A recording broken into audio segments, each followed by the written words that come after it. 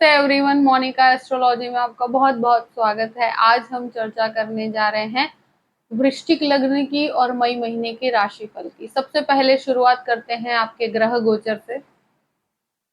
सूर्य 15 तारीख को वृषभ राशि में प्रवेश करने जा रहे हैं। बुध 21 अप्रैल से 15 मई तक वक्र अवस्था में है। मंगल 10 मई से कर्क राशि में प्रवेश करेंगे। शुक्र 2 मई से मिथुन राशि में प्रवेश करने जा रहे हैं। इस प्रकार से ग्रह गोचर है। सबसे पहले शुरुआत करते हैं आपके लग्न से। वृश्चिक लग्न और लग्न का स्वामी है मंगल। देखिए, इस महीने मंगल का एक बहुत बड़ा परिवर्तन होने जा रहा है कि जहां पर मंगल आपका अष्टम भाव में है, वहां से निकलकर वो आपके भाग्य स्थान में आएंगे। और मंगल अभी तक अष्टम भाव में आपके लिए बहुत ज्यादा पॉजिटिव नहीं रहे, क्योंकि अष्टम भाव एक तरह से इतना फेवरेबल रिजल्ट नहीं देता। और मंगल नवम भाव बहुत अच्छा है मंगल के लिए, मगर एक चीज जरूर कहूंगी कि मंगल बहुत नीचस्थ है। कर्क राशि का मंगल जो होता है वो नेगेटिव इम्पैक्ट देता है, बहुत ज्यादा पॉजिटिव नहीं होता। स्थान बहुत अच्छा है तो इसकी पॉजिटिविटी आपको डेफिनेट मिलेगी कि कहीं कहीं पर जहां भाग्य का सपोर्ट चाहिए वो प्राप्त होगा। मगर अब एक चीज जरूर है कि गुरु की जो दृष्टि आपके लग्न पर थी वो हट चुकी है। तो यहाँ एक चीज मैं जरूर कहूंगी कि आपको ये समय के अंदर 10 तारीख के बाद अपने स्वभाव में बहुत शॉर्ट टेम्पर्ड नेचर को डेवलप नहीं होने देना है। और वैसे देखा जाए तो ये समय ऐसा है कि जहां पर बहुत ज्यादा करियर ओरिएंटेड चेंजेस 15 तारीख तक कोई भी प्रकार के बड़े क्लैशेस या कोई भी प्रकार की डिस्प्यूटेड स्थिति में मत पड़िएगा। बहुत बड़े बदलाव के अंदर जाते हैं तो 15 तारीख के बाद आप सोच सकते हैं। तब तक अपने स्वभाव में एक शांति डेवलप करके चलनी पड़ेगी। द्वितीय भाव की बात करते हैं। द्वितीयेश गुरु बनकर 6th हाउस में और साथ में सूर्य भी है और बुध भी है, शनि की दृष्टि भी है। तो ये एक ऐसी चीज बनती है कि जहां पर मुझे लगता है कोई भी डिस्प्यूट, कोई भी प्रॉब्लम हो फैमिली में, कहीं पर भी किसी डिस्प्यूट में आपको नहीं पड़ना है। क्योंकि ये ऐसी स्थिति है कि जहां पर किसी को उधार पैसे देने से आपको बचना पड़ेगा। सबसे ज्यादा ये चीज का ध्यान रखिएगा। फैमिली में अपनी वाणी को बहुत संयम में रखना है, क्योंकि परिवार में आपके हुए कई शब्दों का गलत मीनिंग निकाला जा सकता है। हेरिडिटी से कनेक्टेड, कोई प्रॉपर्टी से कनेक्टेड कोई अगर वार्तालाप है, कोई बातचीत हो रही है, तो वहां मुझे लगता है ये बहुत ज्यादा फेवरेबल आपके लिए नहीं रहेगा। 15 तारीख तक का समय आपको बहुत शांति से निकालना है। उसके बाद क्या है कि बुध भी मार्गी होंगे, साथ में सूर्य राहु का एक जो कॉम्बिनेशन है वो खत्म होगा। तो ये यहाँ पर उसके बाद आपको काफी रिलीफ मिलेगा और बाद में आपको फिर भी लाभ की स्थिति क्रिएट होती है। आपको रिजल्ट पॉजिटिव मिलना शुरू होंगे, थोड़ी नेगेटिविटी में कमी आएगी, मगर तब तक आपको ध्यान से सतर्क होकर कहीं पर भी इन्वेस्टमेंट भी करते हैं तो मुझे लगता है आपको 15 तारीख तक सोच समझ के इन्वेस्ट करना चाहिए। वहां पर आगे न बढ़ा जाए तो ज्यादा अच्छा है। तृतीय भाव की बात करते हैं। तृतीयेश शनि बनकर चतुर्थ भाव में है, साथ साथ में मंगल की दृष्टि अब पूर्ण रूप से सप्तम दृष्टि तृतीय भाव में है। टेक्निकली आपके लिए बहुत अच्छा समय है, टेक्निकल चेंजेस के लिए बहुत अच्छा समय है। जो लोग आईटी रिसर्च में है, जो लोग टेक्निकल रिसर्च में है, उन लोगों के लिए बहुत अच्छा समय रहेगा। यहाँ पर उनके लिए ट्रैवलिंग से बहुत फायदा है उनको। यहाँ देखिए, कोई भी परिवर्तन करना है, जॉब में अगर कोई बदलाव करना चाहते हैं तो 15 तारीख के बाद कीजिए, वो आपके लिए बहुत पॉजिटिव होगा। और यहाँ पर जो भी अपॉर्चुनिटीज है उसको एक्सेप्ट किया जा सकता है। सोच समझ के आगे बढ़िए। यहाँ पर जो भी बदलाव होगा वहां पर एक पॉजिटिविटी डेफिनेटली जुड़ी हुई है। मगर 15 तारीख तक जो ग्रहण दोष बना हुआ है वो कहीं ना कहीं आपके लिए करियर ओरिएंटेड कोई भी बड़े डिसीजंस के लिए अच्छा नहीं है। उसके बाद का समय बहुत पॉजिटिव है।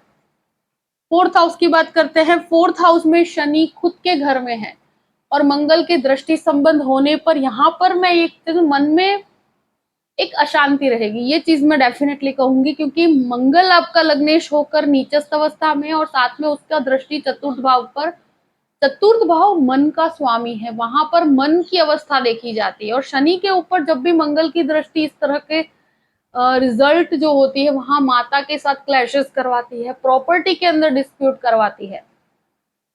जो हेरिडिटी से कनेक्टेड प्रॉपर्टी है, माता के जो मदरलैंड से कनेक्टेड प्रॉपर्टी है, होमलैंड में कहीं पर प्रॉपर्टी है, तो वहां डिस्प्यूटेड स्थिति मुझे नजर आती है। तो वहां आपको 10 तारीख से जो मंगल का परिवर्तन है वो आपको, मुझे लगता है कि किसी भी प्रकार के क्लैश में मत पड़िएगा। और अगर प्रॉपर्टी से रिलेटेड कोई भी बड़ा डिसीजन लेना है तो मुझे लगता है कि वहां अगर थोड़ा सा रुक जाए तो ज्यादा बेहतर रहेगा आपके लिए, क्योंकि ये ऐसा क्लैशेस का समय है। और स्पेशली 15 तारीख तक तो इस तरह की परिस्थितियों में आपको नहीं आगे बढ़ना चाहिए। अगर कोई बड़े डिसीजन लेने हैं, कोई रिनोवेशन करवाना चाहते हैं, इस प्रकार की परिस्थितियों में भी अगर आगे बढ़ना है तो वहां पर आपको 15 तारीख के बाद, जैसे बुध का मार्गी होना, सूर्य की जो बदलाव की परिस्थिति है, ये सब चीजों से आपको उसके बेनिफिट मिलेंगे। मगर प्रॉपर्टी के अंदर मैं इतना जरूर कहूंगी कि ये ऐसा समय है कि कंफ्यूजन का स्टेट रहेगा। और डेफिनेटली हाँ, रिनोवेशंस के अंदर आप आगे बढ़ सकते हैं 15 तारीख के बाद, वहां पर आपके लिए बेहतर ही है। मंगल की दृष्टि की वजह से आपको बहुत अच्छी अपॉर्चुनिटीज भी मिलेगी प्रॉपर्टी से कनेक्टेड, उसमें आप आगे बढ़ सकते हैं। और ये समय डेफिनेटली 15 तारीख के बाद आपके लिए फेवरेबल है।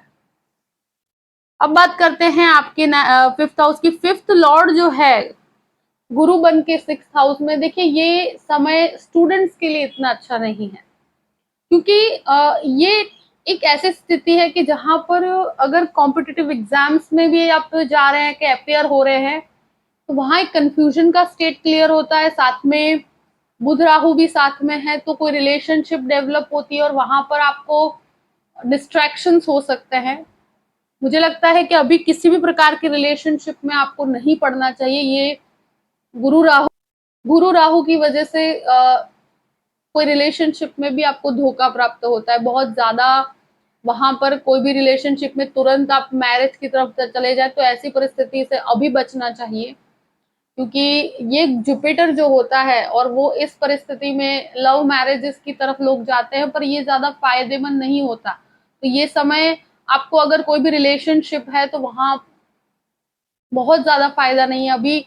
हो सके तो थोड़ा समय अपने रिलेशनशिप को दीजिए और फिर शांति बना के फिर सोच समझ के निर्णय लीजिएगा, क्योंकि ये परिस्थिति जो जिस प्रकार से गुरु की प्लेसमेंट है, स्टूडेंट के लिए भी भटकाव है, लव रिलेशनशिप में भी बहुत उतावलापन देती है, तो ये चीजों में नहीं पड़ना चाहिए आपको अभी।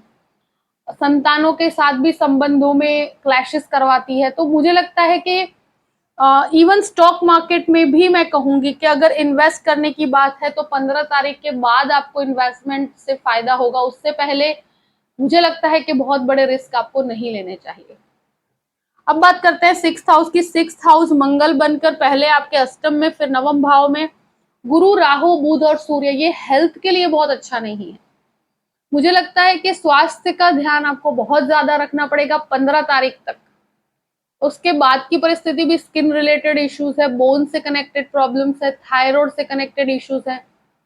यहाँ पर मुझे लगता है कि आपको डायबिटीज से कनेक्टेड, ब्लड प्रेशर से कनेक्टेड इश्यूज हो सकते हैं। तो यहाँ इसमें से कोई भी अगर कोई प्रॉब्लम है आपको, तो उसको लाइटली नहीं लेना, क्योंकि ये डिस्प्यूट का भी घर है, रोग का भी घर है। तो यहाँ सारे ही प्लेनेट का कॉम्बिनेशन है और वो इतनी पॉजिटिव स्थिति में नहीं है, तो अपने स्वास्थ्य का बहुत ज्यादा ध्यान रखना पड़ेगा आपको। सूर्य, गुरु, राहु और बुध भी वक्रावस्था में, शनि की नीचस्थ दृष्टि, तो ये झगड़ों का घर है, तो यहाँ पर डिस्प्यूट क्रिएट होते हैं। तो ये महीना मुझे लगता है कि बहुत शांति से निकालने का है, क्योंकि लग्नेश की स्थिति भी वीक पोजीशन में है।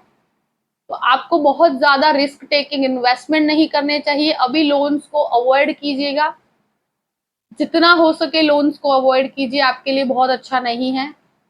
और ऑलरेडी आप कोई भी करियर के अंदर, अभी ऐसे सिचुएशन है कि जहां पर पॉजिटिविटी की बात की जाए कि 15 तारीख के बाद आपके करियर में थोड़ी पॉजिटिविटी आपको देखने को मिलेगी।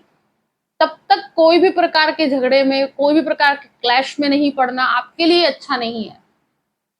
और ये कॉम्बिनेशन बहुत रेयर क्रिएट होता है, जहां ग्रहण दोष भी है, चांडाल दोष भी है, बुध भी वक्री है, तो और वापस हेल्थ के घर में है, तो स्वास्थ्य को बिल्कुल अवॉइड नहीं करना।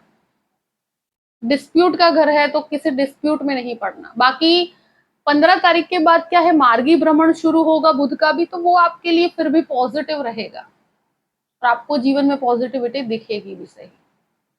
7th हाउस की बात करते हैं। सप्तमेश जो शुक्र बनकर अष्टम भाव में है, सूर्य 15 तारीख के बाद यहाँ आएंगे, तो देखिए ये एक ऐसी स्थिति है, बिजनेस के अंदर तो बढ़ोतरी होगी, मगर 7th लॉर्ड की पोजीशन भी अष्टम भाव में है, तो अभी कोई भी प्रकार की मैरिज की पॉसिबिलिटी मुझे नहीं खड़ी होती हुई नजर आती। अगर कोई मैरिज की पॉसिबिलिटी है, यानी कि जो लोग मैरिज करना चाहते हैं उन लोगों के लिए भी अभी रिलेशन बन, मतलब कहीं पे भी बातचीत चलती है तो वो भी फाइनलाइज नहीं हो पाएगी। और कहीं पर मैरिज ऑलरेडी आपकी हो चुकी है, जहां पर आप शादी की हुई है या लव रिलेशनशिप है, उसको मैरिज में आप कन्वर्ट कर चुके हैं, तो पति पत्नी के संबंधों में यहाँ 15 तारीख ऑलरेडी यहाँ पर ऐसी परिस्थिति पहले से बनी हुई है, मगर सूर्य का यहाँ आना पति पत्नी के संबंधों में ईगो क्लैशेस करवाता है। तो यहाँ पर जो कहते हैं ना कि पार्टनरशिप, लाइफ पार्टनरशिप हो या बिजनेस पार्टनरशिप हो, वहां पर ईगो क्लैश ना हो, इस चीज का पूरे ही महीने वहां पर ध्यान रखना पड़ेगा। यहाँ पर 15 तारीख के बाद भी सूर्य का भ्रमण है, तो वो भी ईगो क्लैशेस करवाता है। तो नई पार्टनरशिप भी करते हैं तो मुझे लगता है कि 15 तारीख के बाद कर सकते हैं, मगर यहाँ पर इतना जरूर है कि टर्म्स एंड कंडीशंस बहुत क्लियर रखिएगा। और हो सके तो देखिए सिंगल खुद के पर्सनली आप बिजनेस करते हैं, वहां आपको सेल्फ ग्रोथ बहुत अच्छा मिलेगा। 15 तारीख के बाद बिजनेस में नई पॉसिबिलिटीज खड़ी होगी, क्योंकि दशमेश सूर्य बनकर आपके सप्तम भाव में, तो ये एक बहुत स्ट्रॉन्ग पोजीशन है कि जहां बिजनेस बहुत अच्छा मिलता है, जॉब में भी आपको अच्छा रिजल्ट प्राप्त होता है। मगर 15 तारीख तक तो आपको बहुत सतर्क रहना, और रिलेशनशिप में, पति पत्नी संबंधों में तो महीने में, पूरे ही महीने आपको ध्यान रखना है, क्योंकि सूर्य का भ्रमण यहाँ पर आपके लिए क्लैशेस करवाता है। अष्टम भाव की बात करते हैं। अष्टमेश बुध है जो वक्रावस्था में है और शुक्र यहाँ पर है, तो डेफिनेटली मैं इतना जरूर कहूंगी कि यहाँ रिसर्च ओरिएंटेड चीजों में थोड़ा सा भटकाव है। शुक्र का यहाँ पर होना एक तरह से कोई भी प्रकार का हिडन रिलेशन डेवलप करवाता है, तो यहाँ देखिए कोई भी रिलेशनशिप में अभी पढ़ने जैसा नहीं है। मुझे लगता है कि ये डेवलपमेंट से कोई फायदा भी नहीं होगा। कोई भी हिडन रिलेशन अगर क्रिएट होता है, आप इस तरह का कोई भी मेंटेन करते हैं कि जहां पर प्रॉब्लम्स क्रिएट होगी आपके लिए, तो वो इतना बेटर पोजीशन नहीं है आपके लिए। इन लॉस के साथ भी रिलेशंस में बहुत शांति बना के रखनी पड़ेगी। नवम भाव की बात करते हैं। देखिए लग्नेश नवम भाव में है।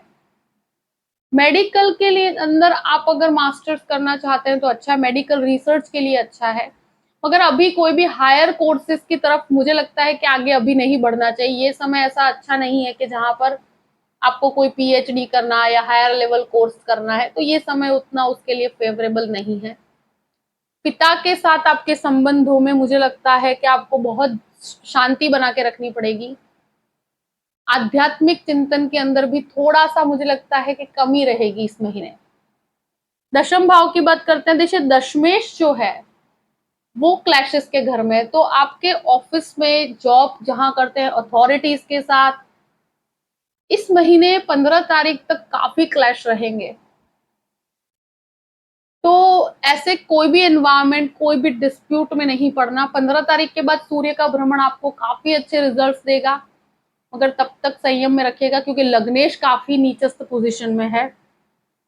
देखिए मंगल का भ्रमण जब नीचस्थ अवस्था में आएगा, नो डाउट आपके लिए भाग्य स्थान में है, फेवरेबल है, बट नीचस्थ मंगल का मैंने देखा है कि बहुत पॉजिटिव, वो आपके स्वभाव में बहुत अशांति लेकर आता है, स्वभाव में झगड़े की प्रवृत्ति लेके आता है। वो आप छोटी छोटी चीजों में आप झगड़ा कर लेंगे, छोटी छोटी चीजों में कहीं पर भी क्लैशेस होगी, तो वो ईगो पर आ जाएगी बात, वहां आपके लिए नुकसान की परिस्थिति है। तो आप मंगल के परिवर्तन तो 10 तारीख के बाद होगा, तो ये तो आपको पूरे ही महीने ध्यान रखना पड़ेगा। मगर 15 तारीख के बाद दशम भाव की परिस्थिति बेहतर है, वहां आपके लिए बेटर परिस्थिति रहेगी। 11th हाउस की बात करते हैं। 11वें स्थान का स्वामी बुध होकर आपके 6th हाउस में। देखिए यहाँ कार्यस्थल में या कहीं पे भी आप काम करते हैं तो लाभ में थोड़ी सी कमी मुझे नजर आती है पूरे ही महीने, क्योंकि एक्सपेक्टेड लेवल आपका काफी रहेगा, उसको आपके लाभ में थोड़ी सी कमी मुझे नजर आती है। आप जो कार्य करेंगे ये समय आपके लिए थोड़ा सा, कहते हैं ना कि परीक्षा का समय है, मेहनत का समय, यहाँ पर आप बहुत ज्यादा रिजल्ट एक्सपेक्ट नहीं कर सकते और बहुत बड़े परिवर्तन को 15 तारीख तक नहीं करना चाहिए, कोई बड़े रिस्क नहीं लेने चाहिए।